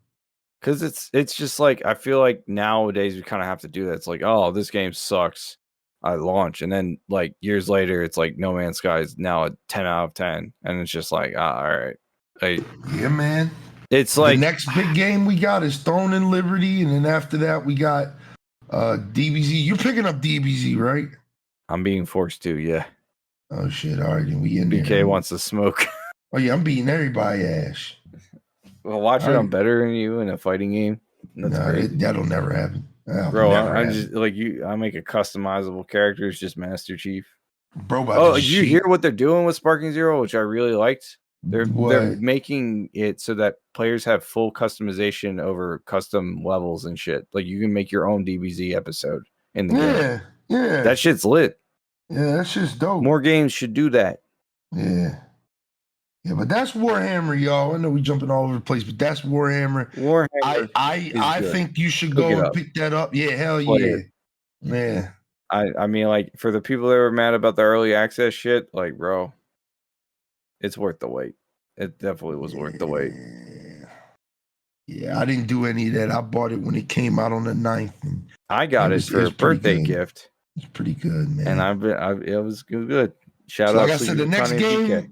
on the next podcast, we should be reviewing either Throne and Liberty, and I'll finally be able to review Outlaws for y'all because I'm still trudging through that. I'm probably like halfway through the game, like no bullshit.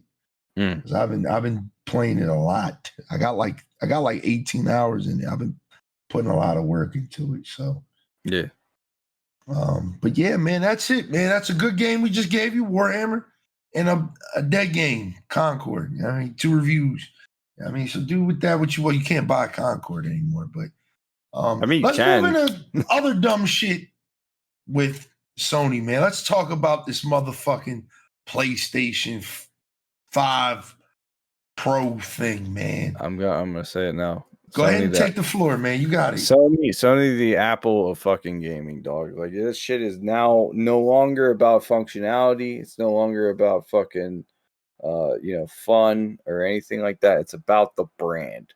About the brand of Sony. Sony has entered into the category of Supreme and Apple, where it's like, yeah, you could get the same shit, more functional, probably cheaper, but it's Sony, man. I gotta get me the Sony kicks. I gotta get me the Sony swag, right? But why do you think that is, though? Because the fucking GPU they have in the PS Pro is like slightly better than the PS5, and most modern pre-built gaming PCs will offer you more than that, and they're charging you $700 for it. But and there's no disc. And again, I've seen people get cooked. And they're also charging for the stand and other bullshit that would come with the PS5 by default. So like, there's also that. Yeah. That's why I'm calling them the Apple of gaming, because that's what Apple does. They sell you the phone for $1,000 and then go, "Oh, you need a charger. That'll be an extra $70." Like, what the fuck? You know what I think, man? And I talked to Gundar and some other people about this. You know what I think, man? I think the reason this we've seen this before, right? Yeah. If you're as old as I am, I'm 31. Y'all have seen this before. You've seen this before. Think back to 2006 when the PS3 dropped, and they told us it was like $600. Yeah. And everybody said, "Fuck that," and bought an Xbox, right? Yeah. I think this is, to me, the PS5 Pro exists and its price tag exists because there is no direct competition. No. And in console market, right? I'm literally not trying to fucking trigger anybody when I say this, because I was on Twitter reading some shit because some guy got cooked for literally asking, "Is there a PC I can build for $700 that's as strong as his PS4 Pro thing or his PS5 Pro thing?" Yeah, and the answer all he did was get cooked. Nobody told him an answer.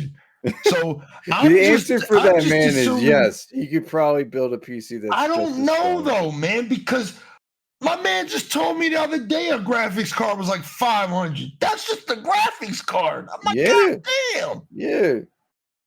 So if we talking about a graphics card by itself is $500. I still got to buy the case. I still gotta buy a motherboard, which is cheap. CPU is not cheap.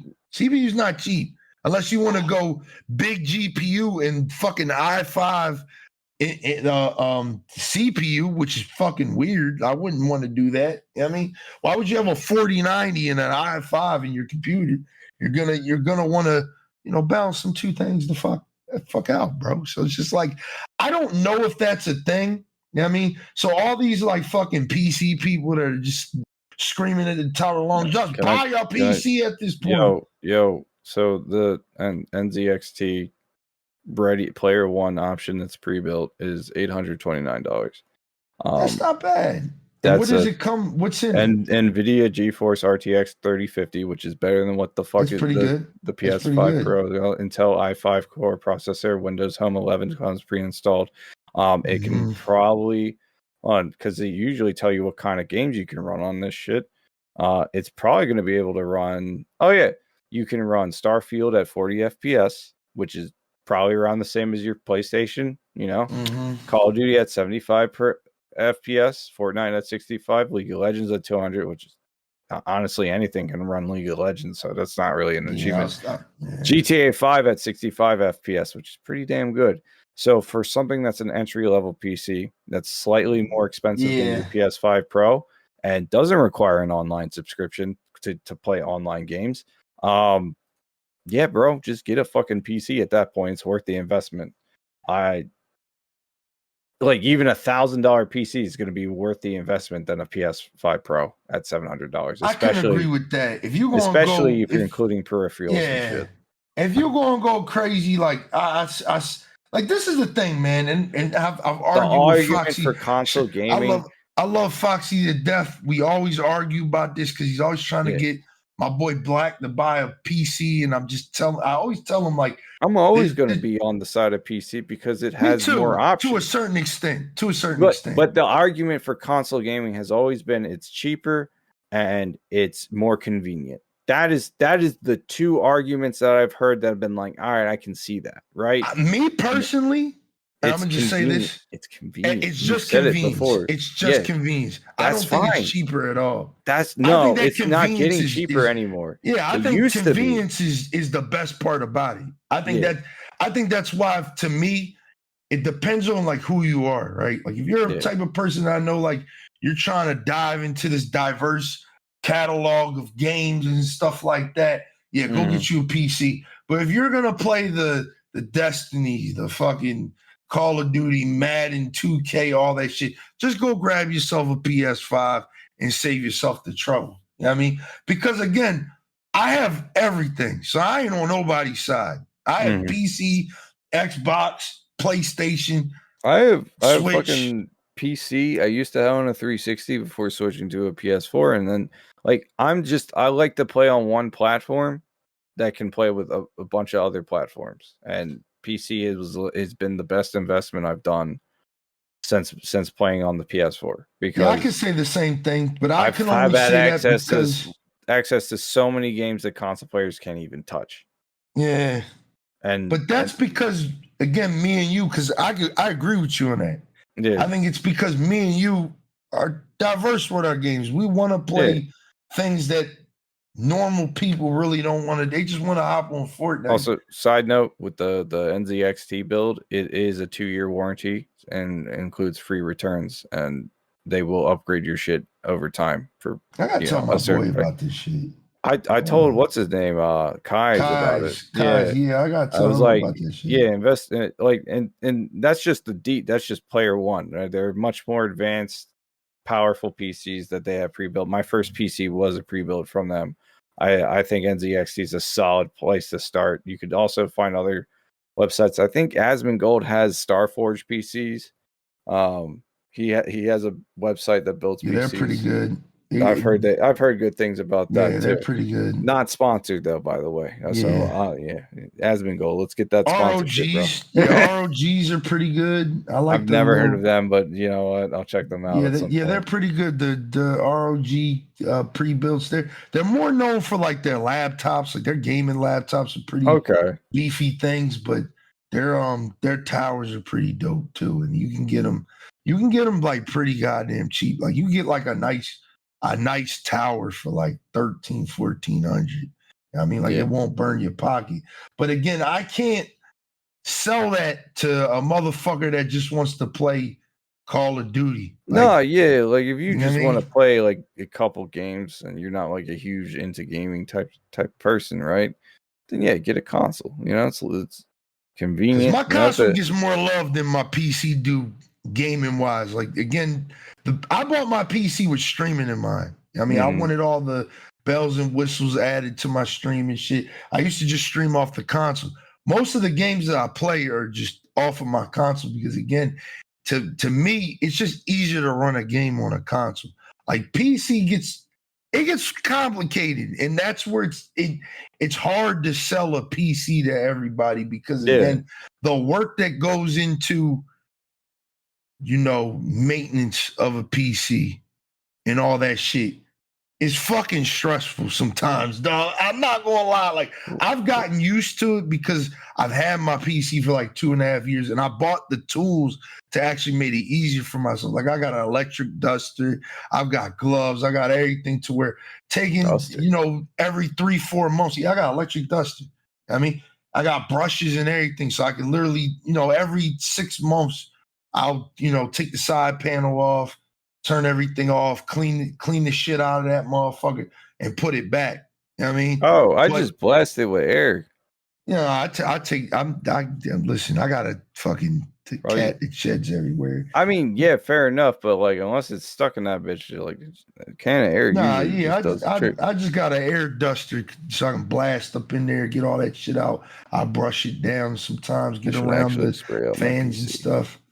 I mean, but again, as a console person, a lot of console people they'll put their console the fuck down and never think about that ever again. They might every once in a while, shit's getting dusty. And my PS4 is just fucking like ready to fly off the handles and probably start a forest fire with the amount of dust in that bitch. Yeah, like I just cleaned my PS5 like a week ago, like 2 weeks ago. No, it was the day I called out. I cleaned my PS5. Took the side panel off, sprayed up in there, got that shit nice. I mean, because the PS5 is where all most of my goddamn games are. I mean, but that's the thing I like about PS5 or console. You just boot that bitch up, you select the game, and you get to it, man. I like that. I like just the simplicity of it. Like, and that is fine. Yeah, PC is nice for the big experience when you want to have this massive library and all this shit, but then it gets annoying with the multiple different launches. This game's on Epic, and it's on Epic, but it launches off of the Ubisoft thing. So you got to have Ubisoft, which has got to have its own password. That's why we're like PC niggas was like, I have to have a PlayStation account. That's where I draw the line. Like, nigga, you've got like 30 fucking to be honest, already, man. Nigga. To be honest, man. It's fucking hilarious though. Like it's really like PSN was like, hey, it's one more account. And we were like, bro, I already got an Xbox account, I already got an Epic account, I already got an EA account, I already got an Ubisoft account, I already got a Steam account, I already got a Nintendo account, I already got a BattleNet account, I already got an Activision account. Why the fuck would I want a PSN account? But bro, that was weird to me. That was like fucking it was weird to me. But when you think about it, oh my God, I have to when you think about it, it's really like, bro, why the fuck you guys are just breaking into this bitch now? And had you done it 10 years ago, probably no one would have blinked an eye. But you're doing it now, and you waited till like your most popular game to do this shit? Like, what the fuck? Yeah, man. That was like the biggest L. They should have had that shit in the start, because if I know PC players, they said if I know PC players, no, there wasn't. It was literally, if I know PC players, had that PSN account thing been a mandatory option from the start, Helldivers still would have been as popular. They would have signed up for that shit. They would have saw that game and been like, all right, I'm gonna make an account. Fuck it. You know, that's. But the problem is that they already got the game. They were already fucking playing it. And PC players are stubborn in that situation where they're like, bro, I'm not changing shit. Fuck off.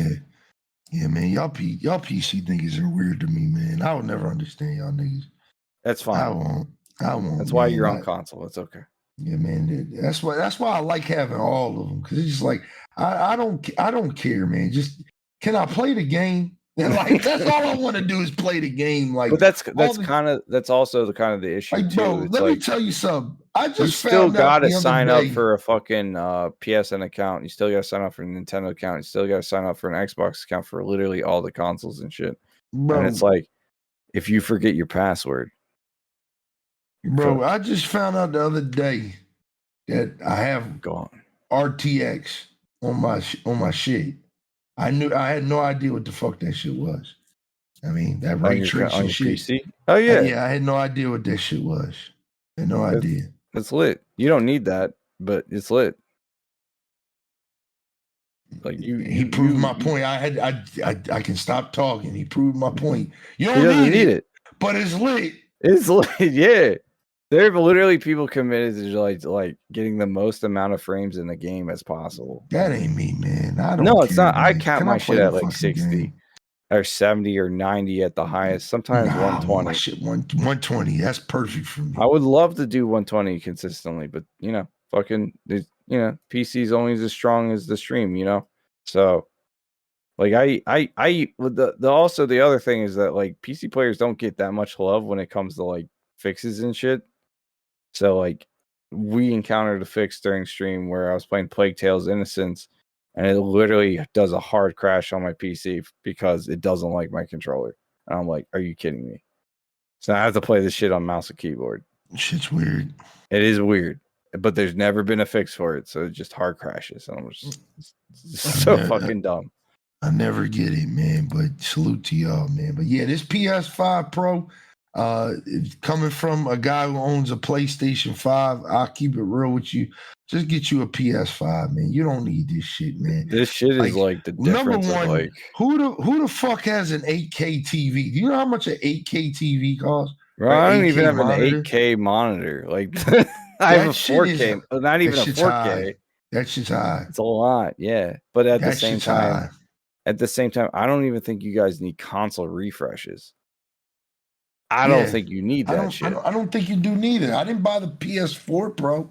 I've never brought a Pro version. If you actually take in consideration how much a PS5 probably actually cost during the pandemic, which was probably like $1,000, if you were lucky to not get scammed out of $1,000, because of all the fucking dudes buying them up and reselling them, this shit is like I'm just waiting for like scalpers to try and buy them all out and resell them for like twice the price, for like $1,400, and see what kind of asshole is going to try and buy this shit. Yeah, man. I just don't. I think you guys should not buy this, not because you don't want to like upgrade your shit. I think you shouldn't buy it out of protest for Sony to they're just taking your money at that point. I agree with that. Here's my thing with it, man. Here's my thing with this whole upgrade shit, man. Like, I think this is all propaganda on a bigger part too. Like I've been trying to preach this ever since we got these discless consoles, right? Like this is their way of literally killing physical media, dog. This is true.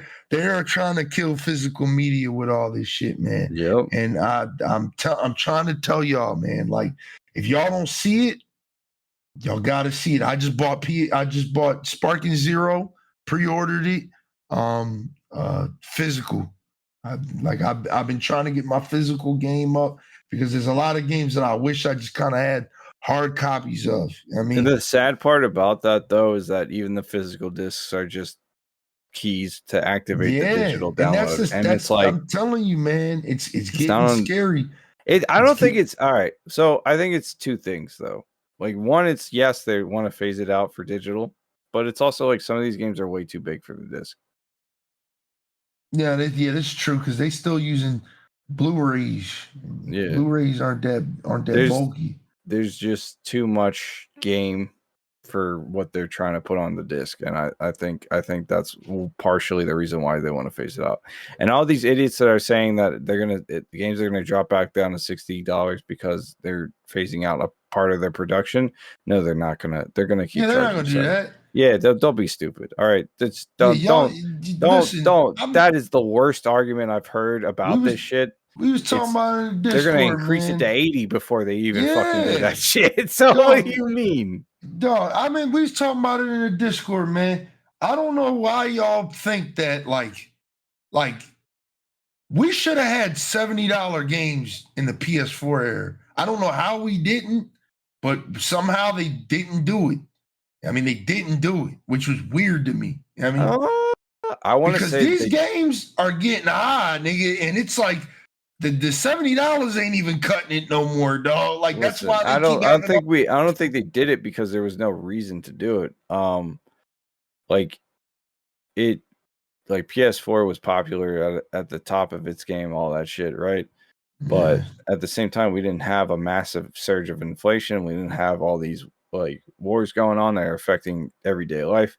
We also didn't have fucking the pandemic going on, which definitely probably was one of the more reasons why they increased it.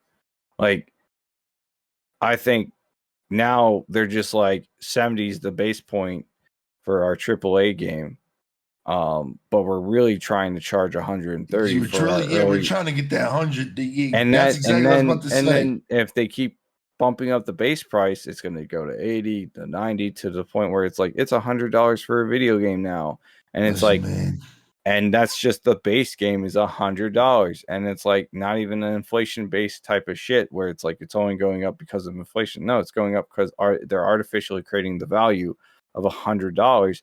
I think it's crazy to me that a game like fucking Concord, right, $40 game, and I'm looking at it as like this shit should be free to play. Like it should just be free to play, right? You got fucking Assassin's Creed being like, oh, $70, but if you pre-order, you get an extra mission, so $130, you know what I mean? And some other shit. Like, bro, I'm pretty sure that like by 2030, we'll be paying $100 for a game. Bro, we was just talking about this the other day in the Discord, man.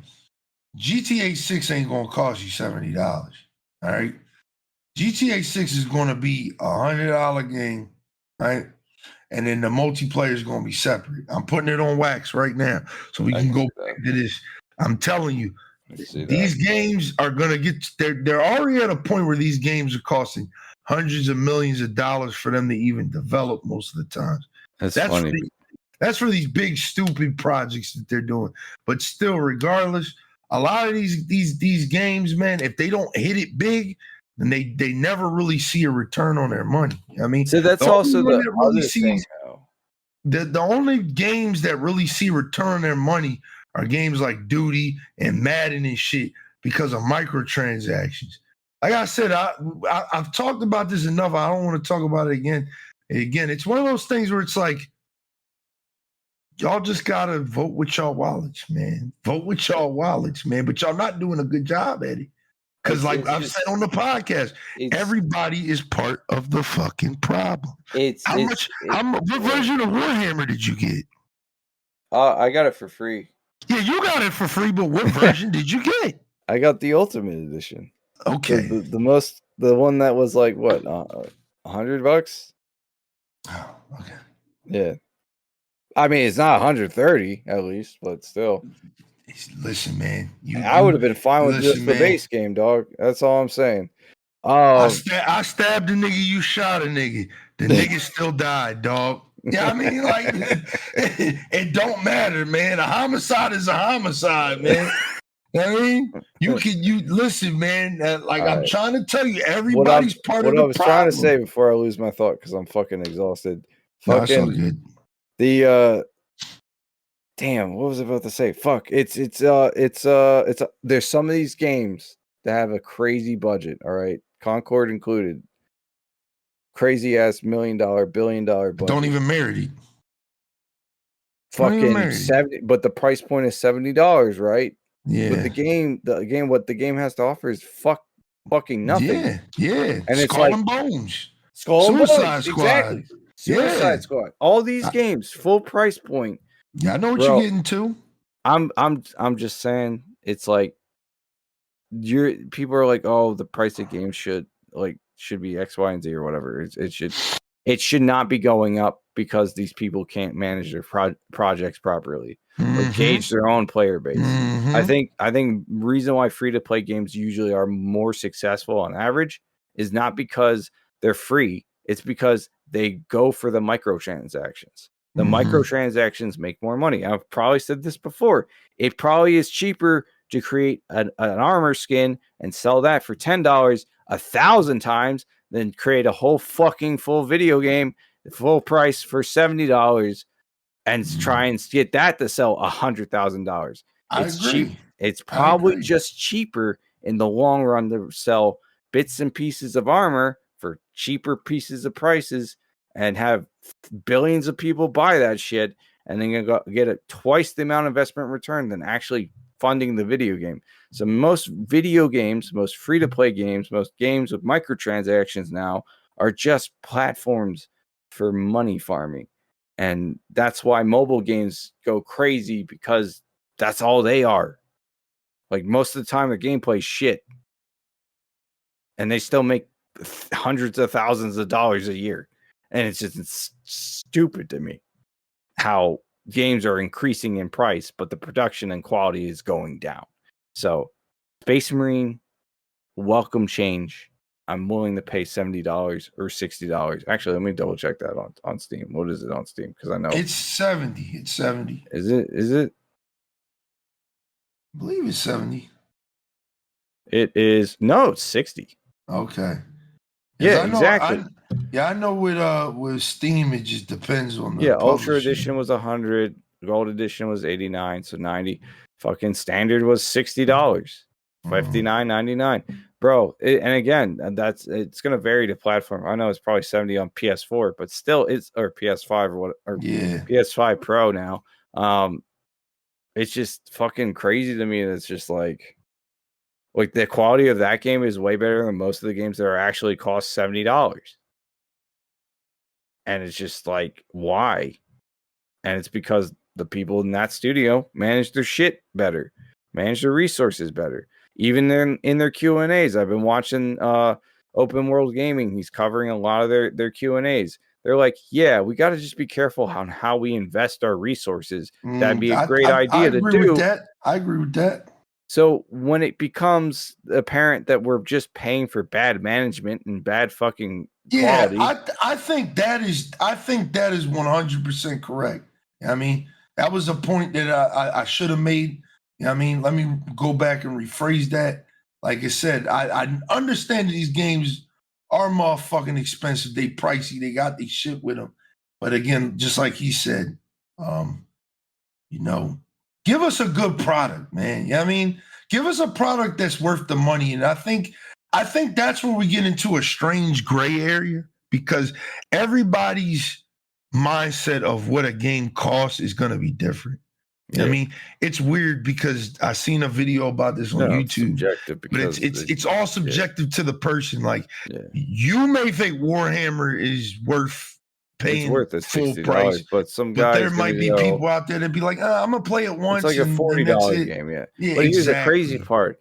I'm pretty sure if I were to go back in time and check out Warhammer Space Marine 1, I'm pretty sure that would have been a $40 game. Yeah. Hell yeah. The first game wasn't that good. Well, I think they said the story was all right, and there was PvP in it, which I'm surprised by, but that was the era where everything had PvP. I know, but that's what I'm saying. Like, even if I see Space Marine 2, I see the quality of it. I see how much love is put into it. And it's like, same thing with Helldivers. Like, even at launch, Helldivers, you can't deny it. The quality was put in there, even with the bugs and shit. It was like, gameplay was solid. Yeah. You know? So it's like, and they only charge $40 for their game and some battle pass shit. And they knew the battle pass shit was going to sell. So it's like, I think at the end of the day, games are more or less becoming a shitty platform for microtransactions. and we're just Yeah, getting man, we're but in that's we're in the just console mobile gaming era, and yeah. it's like it's But fucking that's just like stupid. what I said, man. Like everybody's part of the problem, man. Everybody. I want to always remind people that, man. Don't Yeah. think just because you play one game over the other that you're better than people, man. We all are playing a shit game, dog. Like Unless not you're a playing shit Call of game, Duty. but we're If playing you a play game Call of that's. Duty, you are you are the problem. I am the problem. You I'm are the problem. 100%. Listen, Yeah. and I love it. I love it. At least I get fucking content. Yeah, I mean, that's the one thing I can always say, man. You don't have to buy the battle passes. You ain't gotta buy the skins. You don't have to do none of that. You're always gonna have content, man. That's why I always try to tell people, man. Look, if you don't want to pay for Modern Warfare 3, just play Warzone. I mean, we can play Warzone. I run Warzone. All right, Yeah. let's wrap this bitch up because I'm ready to fall asleep, dog. Hell yeah, man. We had a good talk today, though, man. We had a good talk. Good talk. Man. I don't even know. We talked like two things. Oh yeah, what about the Bungie thing, real quick? Layoffs and shit. Yeah, so Bungie laid some people off, y'all. It's not looking good for Bungie. Looks like they lied about how much they were probably really worth when they got bought out by Sony and stuff like that. And it's just not looking good for Bungie, man. Like it's really looking bad for them, man. And I just yeah, it's crazy considering how popular the last expansion was, but yeah. Yeah, also, and the crazy thing about that is in the report that I read was that these layoffs were going to happen regardless of the success of Final Shape. That's so it's it's like wild. World. It's like damn, yeah, because bro, their like, CEO mismanaged their funds. That's pretty much. He literally mismanaged their funds. He bought like 25 classic cars or some shit. Bro, that's crazy to do with company money. Why are you doing that? That's not your money. That's the company's money. Why are you doing that? 25 million or something like that in classic cars. That set me up for life and an honest living. You know, that's crazy. It's bad. I could do with 25 million. I could exist. It's bad, man. It's bad, man. Like I said, bad. There's no reason for it too. That's the crazy part. There's no reason for it. There's no reason he should have been able to do that. There's no reason that those people had to lose their jobs. There's no reason that fucking studio that used to be a great studio should be fumbling the bag so fucking hard when they have a great IP like Destiny. Yeah. And I don't mean great as in like it's good. I mean it makes the money. That's what I mean by great. Yeah, people love that shit, man. Yeah. But also, side note, apparently X Defiant dying. Yeah, I know why it's about that too. I know why it's dying because I had to sign into Ubisoft Connect to uninstall the fucking game. That is some wild shit. Why can't I take this bitch off my computer without having to sign into Ubisoft Connect? Why do I need to sign in? Get it off my shit. But PC better though. It is better. That's the shit that be driving me crazy, man. That's brain dead though. But like if I do that on console and it's like sign in on console, I'll be like, what the fuck is this shit? Bro, you need a password to get rid of your trash. Yeah, that's insane. I think that's just mind blowing. Like, yeah, X Defiant's cooked, man, and it's a shame.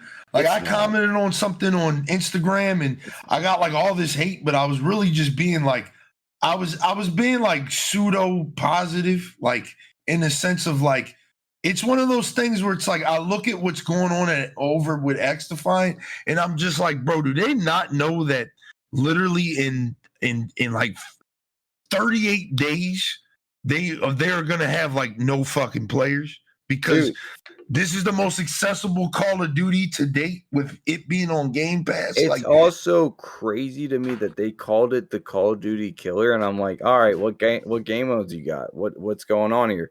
Oh, so like you can like grind for a faction, or you can just pay money for it, but also we have like Overwatch style game modes and some Call of Duty style game modes.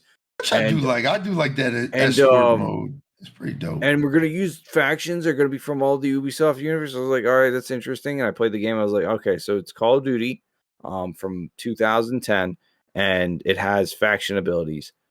Neat. What else you got? Nothing. Cool. I hate to be an asshole, but like, you can't call yourself I a mean, Call you of Duty being for real. You're not being an asshole. You can't call yourself a Call of Duty killer and then bring like 1 to 2 game modes that are people are gonna play a lot and go, yeah, Call of Duty's cooked after this. I was like, gunplay was all right, but like fucking you don't got a Warzone, you don't got a battle royale, you don't got a fucking custom game type lobby situation, you don't got zombies, you don't got fucking Forge. You don't got nothing that makes your shit stand out different to Call of Duty or any other of these fucking shooters. Like, it's funny to me that we're shitting on Concord, but X Defiant is just like it. It's just like it. Yeah. It's crazy because it's like, yeah, I'm really looking at it now. I'm like, bro, yeah. there's some cool things about X Defiant, but ultimately, there's something else out there that does it better. Yeah. And it's crazy to me because I'm talking about Splitgate in the last podcast. Splitgate doing what X Defiant's doing, but it's doing it better. So it's crazy to me. It's a shame, man. The problem with X Defiant, right? And before we end this podcast, right? The problem with X Defiant is, again, they're just taking too fucking long to get the content out. I mean, this sound familiar? Sound like a conversation we had earlier. Yeah, I mean, the fact that the games that nonstop put out content are usually going to be successful because people have the attention spans of gnats. It's not just that, though. It's like, if you really look at it, like, subjectively. Bro, I just want to play Mecha Break. I don't even. Maybe even objectively. If you look at X Defiant, right, it's very bare bones. All right. There's nothing worth buying in that store. I haven't seen anything from when I played. The thing that's worth buying is literally gameplay related. That's why it's fucking failing, because it's like, dude, all right, GSG9 is from Siege. They have a whole map that's dedicated to Siege. Siege players probably went in that bitch thinking they could shoot and redecorate the whole fucking map and realize that it's not Siege, so they left. I think it's crazy to me that you're going to introduce a faction from a game where it's all about destruction, and the faction that you introduced is the dude with the flash shield, which I love. Blitz, by the way. I'm not hitting on Blitz, but it's dude with the flash shield when you already have flashbang grenades in that fucking game. Instead of the dude with the fucking hammer and just have a unique ability to just destroy the environment or some shit.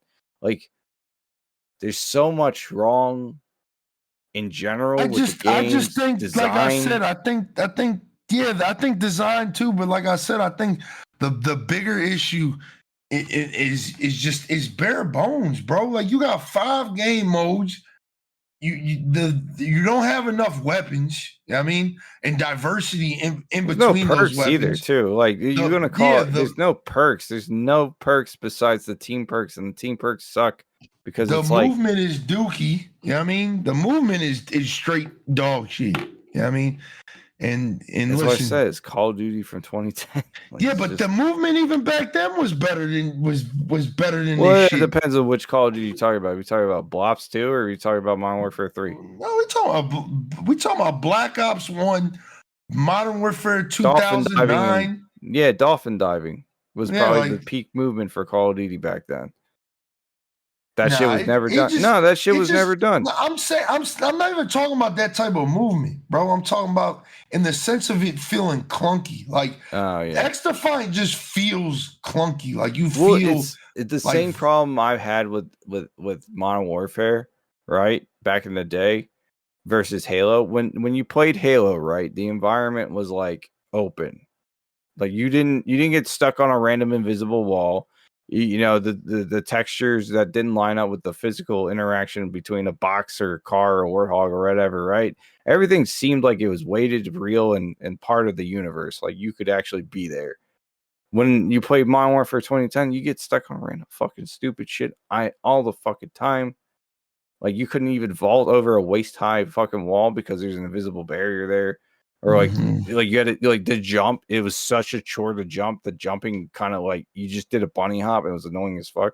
But like the X Defiant has that same issue. There's a literal wall I could probably jump on top of, like the corner, and get a nasty angle on. But instead, you're gonna punish me for trying to do that and just have an invisible barrier there. And so therefore I can't outplay my opponent because you're punishing me for trying to take advantage of the map's geometry. Like not even in like a I'm out of the bounds type of way. And like I didn't think I could go up there real quick. Like, it's not vertical enough, it's not horizontal enough. There's some cool aspects of some of the maps where there's like ventilation shafts and shit, but it's just like it doesn't stand out, and it's like it's straight up just like it's just too similar to something we had back in the day and not expanded upon. Plus, the faction ability shit is just stupid to me, right? Like in Splitgate, it makes sense because they have a perk, an ability or two, well, a core ability that everyone has for that faction, and then you have passive team perk that helps your whole team.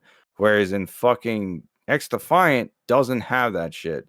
You just have the ability and one passive.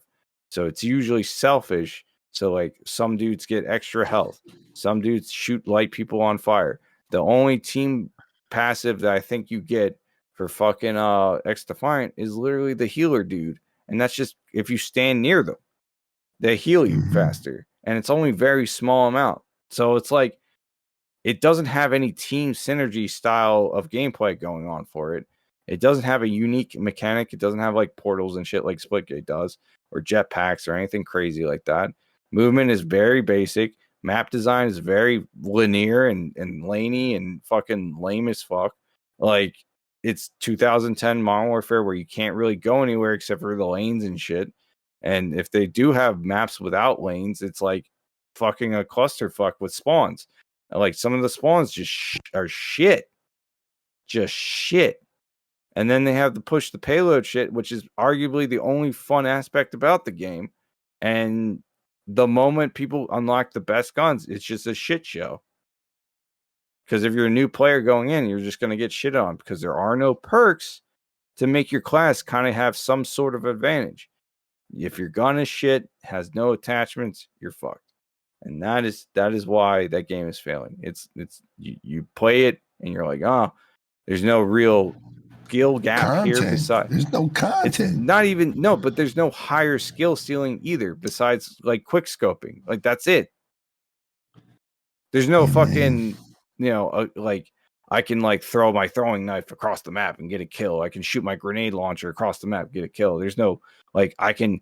Parkour and my movement. I'm a movement god type shit. There's no like super bouncing. There's no like grenade jumping. There's nothing like that. There's nothing to elevate your gameplay. It's all based on what faction you're playing and what map you're playing and what game mode you're playing. That's it. Halo has movement that makes sense for Halo, environments that make sense for Halo, and you can take advantage of the environment in Halo. You could take advantage of the movement in Halo. Like the guns also have secondary functions for most of them that you can outplay your opponents with. Whereas this is just a standard straight up shooter with standard straight up shooter military guns. There's not really like you can't even. I don't think you can get like smoke grenade attachments or anything crazy like that. Like it's just standard compensator. This makes the gun shoot straighter. And eventually you just get to the point where the recoil is negligible and you're doing the max amount of damage you can. And reload is as good as it can, and it's just not good. It'd be good if it came out 20 years ago. It'd be good if it came out 10 years ago. But in this day and age where there's like 500 Call of Duty clones and shit like that, there's just like no point for that shit to get out unless you're willing to do something unique. Like even that Spectre game. I'm like, I saw the Spectre game and I was like, oh, that's cool. And then Rainbow Six Siege saw that shit and was like, oh, let's rip off and make an operator about that shit. An operator, yeah. And I was like, damn, you really just stole Shroud shit like that. Like off rip, you just made an operator that was two dudes. It's funny as fuck. But It's unique. I haven't played it yet, but it looks unique. It's going to stand out on its own two legs for its gameplay. All right. Valorant took CSGO gameplay, smashed it up with Overwatch. You have a hero shooter that plays like CSGO, and that shit is super popular. Same thing with CSGO. CSGO has its own style of gameplay. It stands out for its own shit. Like, the Halo stands out. Even though the game's struggling, the franchise has been struggling, that's mainly because of mismanagement for 343, fucking stands out on its own two legs. Otherwise, it would have been dead by now if it was generic as fuck. Like, Gears of War is coming back. And that has its own unique gameplay. There's nothing really unique about X Defiant. It's a mishmash of half-baked ideas. It's not a Call of Duty killer. It could have been. There's no vehicle combat either. Call of Duty has vehicles. Not a lot of people like the combat for vehicles in Call of Duty, but it still has it. It's a shame because at the end of the day, it was a free-to-play version of Call of Duty that, in my eyes, had some type of potential just because of the fact that it's free. Just go download Combat Master off of Steam. That shit's ass, man. That's only on PC. X Defiant is on console. Which I'm just saying, like, the game is dying, and it's not dying because of lack of content. It's dying because it's a lack of originality. That too, but the content really hurts, man. I'm sorry. That game would be all right now if it had search, like they said they were supposed to have. Search and destroy? Yeah, man. Bro, the finals is doing better than that game right now. And that has Rainbow Six Siege style of fucking gameplay now. Like, I would never go back to the finals. I can't. I can't. That game. But that's what I'm surprised saying, that game's still around. But that game feels good. Yeah, that game feels good though. It's like unique, completely destructible environments. That's unique. That is unique. The only other game that offers that besides OG Battlefield games is fucking Siege. Yeah. You don't like X Defiant doesn't even do any type of destructible environment.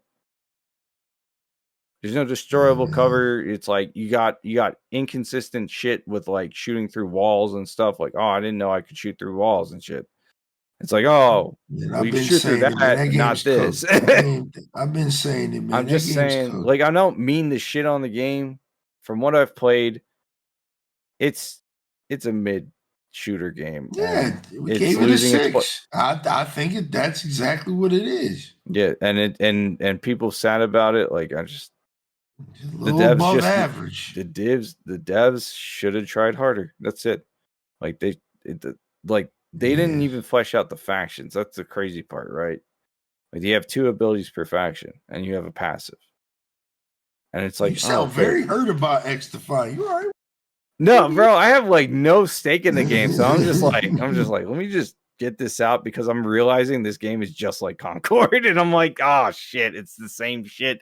Just slightly different. Because it's free, man.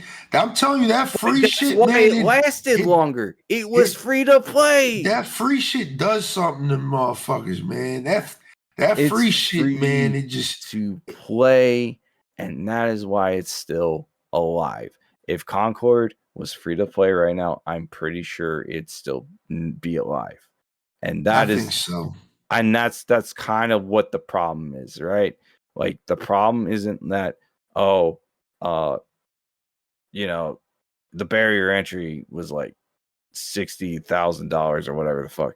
No, the barrier entry, people just want to play free shit and not have to, and then invest into the game if they want to. But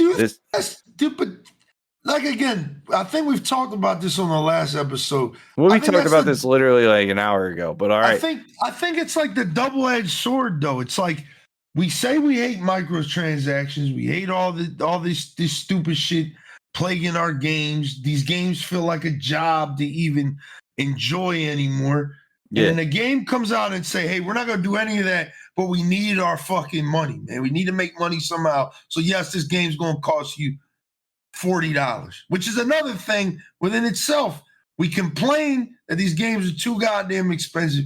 We got a game that's just saying, hey, Give me fucking $40. You know what? You're right. We have a game like that, but it's not 40, it's 60, and it's Space Marine 2.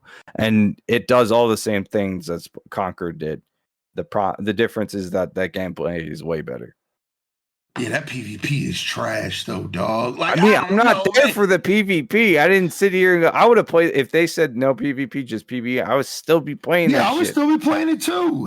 That's what I'm saying. I didn't know it had PvP till I seen it, and I was I didn't know either till I was like, oh, yo, there's shit. PvP. Like 2 or 3 days before the like launch day, it was like, oh shit, PvP. No, I'll check that out.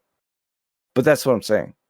We have something that does similar. All those cosmetics are basically unlockable, except for maybe like I think one or two set. It'll say DLC on there, but you can buy that separately if you really want to. But they're all doing cosmetic microtransactions, so it's like it's whatever. But at the same time, like Concord was, it had shit you can buy in the game. It just was cosmetics, so it's like whatever. Like, who the fuck cares? I'm just saying, people are tired of games that are mid. People are tired of games. I won't even say that. I won't even say that. People are tired of games that are incomplete. I think this is what we're going to end the podcast. And are broken. Yeah, because please stop. Because I gotta sleep. I think this is a good thing to end the podcast on. I want more mid games, man. I do. And I'm gonna tell you why I want more mid games, because let me say it right. I want more games that are smaller, that are just like, hey man, we trying to do something real quick. You know what I mean? It's fun. You know what I mean? Give us a couple of dollars. You know what I mean? Something like Warhammer, man. Like I said, Warhammer to me is not a AAA game. It is a double A game. And it again, it's not even to its detriment. It's to actually aid it. Again, that game to me feels like a game from the Xbox 360 era, an era that was plagued with games that we all played that were fucking just mid, literally mid, but we have fun with them because they were just fun. That's what we want. We just want fun games. Stop trying to get us to buy all these battle passes and season passes and these expansions and shit. Just give us a game like Remnant 2, man. Like that's how I feel about Remnant 2, bro. Remnant 2 is literally a game that, you know what I mean, it feels like a solid, a B+ game. You know what I mean, it's got plenty of content. It's got other shit if you want to buy it and pay for it. But at the end of the day, man, it just comes down to it being fun at the end of the day, man. And that's what's important, man. Just push the fun first. You know what I mean? The fun will get me to buy anything after that. I'll buy anything after the fun. But you got to give me the fun first. I think, the fun must come first. And everyone here on this podcast has just witnessed that BLAZEDxENFERNO admits that fun games are more important than progression-based games. Dab on these bitches. I got them. We got them. Ladies and gentlemen, we got them. Anyway. That's good. I want to sit here and say, don't regress at the same time, because that's what Halo Infinite did. It regressed. Rest in peace, backwards. James Earl Jones, the legend, passed away a little while ago. Hell yeah, Darth Vader. But yeah. All right, that's man. all I'm gonna say. Yeah, that was a good way to end the podcast, man. Like I said, man, look out for the next one. We should have something good for y'all for the next one, man. Maybe, I don't know. We'll see. We might bring a guest. We got a bunch of guests lined up, man. This is episode 94-ish, I think. Episode 94.